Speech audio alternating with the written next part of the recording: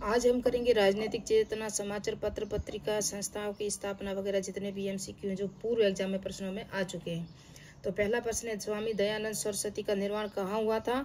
तो ये हुआ था अजमेर में। यहाँ पूरी डिटेल है। ये शायद मैंने 11 क्लास की जो बुक थी ना, वहाँ मैंने पूरा बताया हुआ डिटेल से। निम्न में से किस व्यक्ति ने सर्वप्रथम स्वराज शब्द का प्रयोग किया था? तो वो भी कौन थे? स्वामी दयानंद सरस्वती ही थे।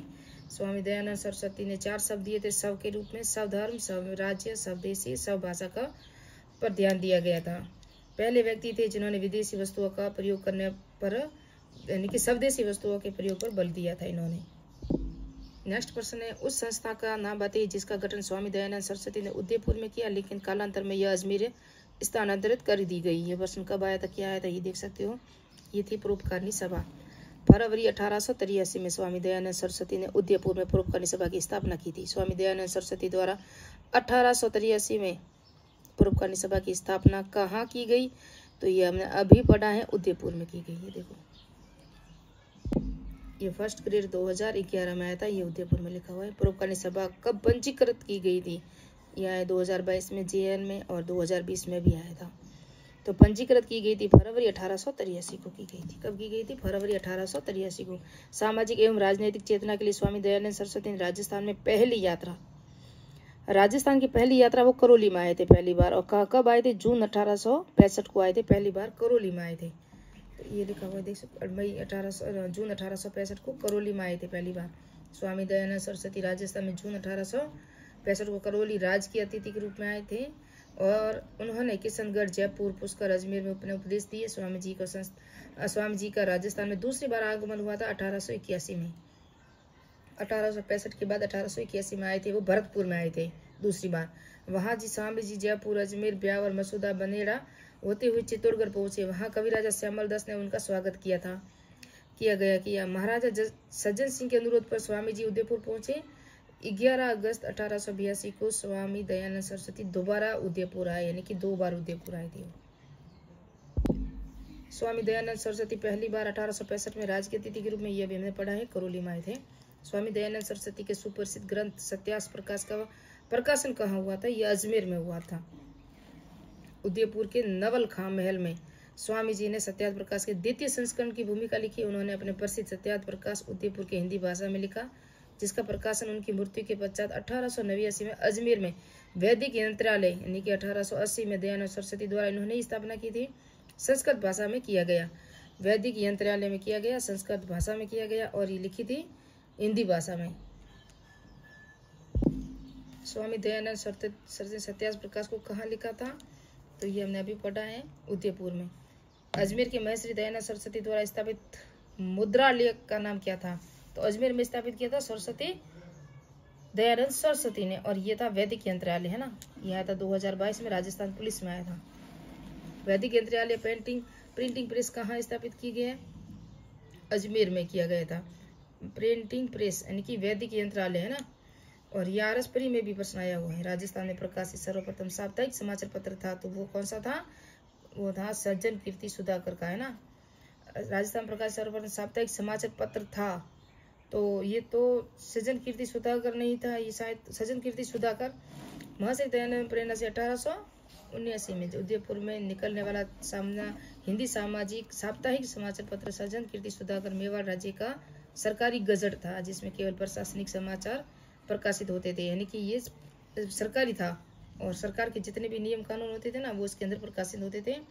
यह महाराणा सज्जन सिंह ने प्रकाशित किया था, सज्जन सिंह ने किया था, इसलिए सज्जन कीर्ति सुधाकर है ना। समाचार पत्र मजहरुल सरूर कहाँ से और कब प्रकाशित हुआ? ये RS 2021 में आया था, और ये सुजस में दिया हुआ भी था उस समय। तो ये भरतपुर 1849 में यहाँ से निकाला गया था। कब से प्रकाशित हुआ था? भरतपुर 1849 को। तत्पश्चात महाराणा तख्त सिंह के शासनकाल में अगस्त 1867 में जोधपुर में मारवाड़ गजट प्रकाशित हुआ। पहले ये हुआ 1849 को, उसके बाद मारवाड़ में कौन थे? तख्त सिंह शासक थे, और उन्होंने मारवाड़ गजट प्रकाशित किया था। मारवाड़ के तख्त सिंह है ना, जोधपुर के, मारवाड़ के दूसरे पितृहंता है। पहले पितृहंता कौन थे? राव मालदेव थे, जिन्होंने गागा के पितृहंता के रूप में माना जाना जाता है। उसके बाद जो पितृहंता थे वो तख्त सिंह थे, है ना। तख्त सिंह ने किसकी हत्या की थी? अजीत सिंह की हत्या की थी, है ना, अजीत सिंह की।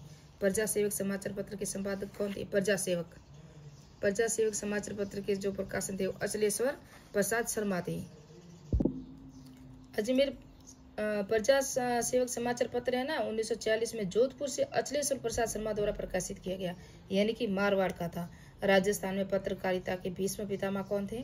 तो ये तो हम सबको पता है कौन थे, कई बार एग्जाम में आ भी चुका है, पंडित झाबरमल शर्मा है, और ये 1999 में आया था एग्जाम में।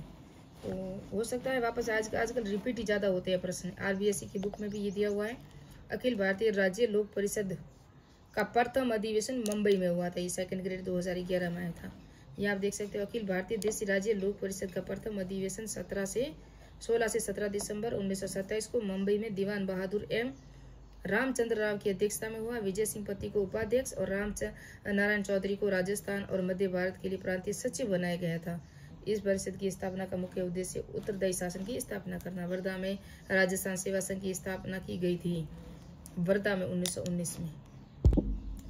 राजस्थान सेवा संघ वर्धा में 1919 में विजय सिंह पथिक, रामनारायण चौधरी और हरिभाई किंकरी, तीनों का नाम भी एग्जाम में कई बार रिपीट हो चुका है।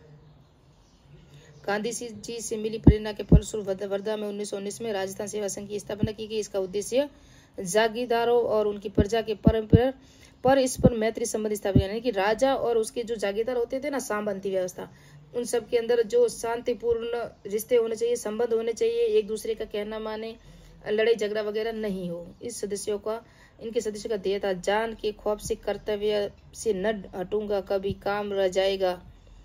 जान के खौफ से कर्तव्य से न हटूंगा कभी, काम रह जाएगा, जान रहे न रहे। अक्टूबर 1920 में राजस्थान सेवा संघ को वर्धा में स्थानांतरित कर अजमेर में स्थापित किया गया, यानी कि वहां से हटाया गया, फिर अजमेर में लाया गया था। 1919 में राजस्थान सेवा संघ स्थापित। विजय सिंह पथिक, रामनारायण चौधरी, हरिभाई किंकर की योगदान से कहाँ हुई थी? ये वर्धा में हुई थी। ये देखो, CET 2023 में आया हुआ है, 2nd ग्रेड 2011 में भी आया हुआ है, रीट 2022 में भी आया हुआ है, 2nd ग्रेड 2011 और स्कूल व्याख्याता 2014। कितनी बार ये प्रश्न रिपीट हुआ है। अजमेर में राजस्थान सेवा संघ की स्थापना की गई विजय सिंह पथिक द्वारा। 1st ग्रेड 2012 में आया था। किस वर्ष राजस्थान सेवा संघ को स्थानांतरित अजमेर में किया गया? 1920 में। CET 2023 में आया, ये देख सकते हो, 1923 में। ब्यावर में राजस्थान नामक साप्ताहिक पत्र किसने प्रारंभ किया था?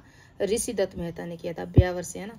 ऋषि दत्त मेहता ने 1923 में ब्यावर से राजस्थान अखबार का प्रकाशन किया। निषेधादेश सर्वाधिक शिकार ऋषि दत्त मेहता का राजस्थान पत्र हुआ।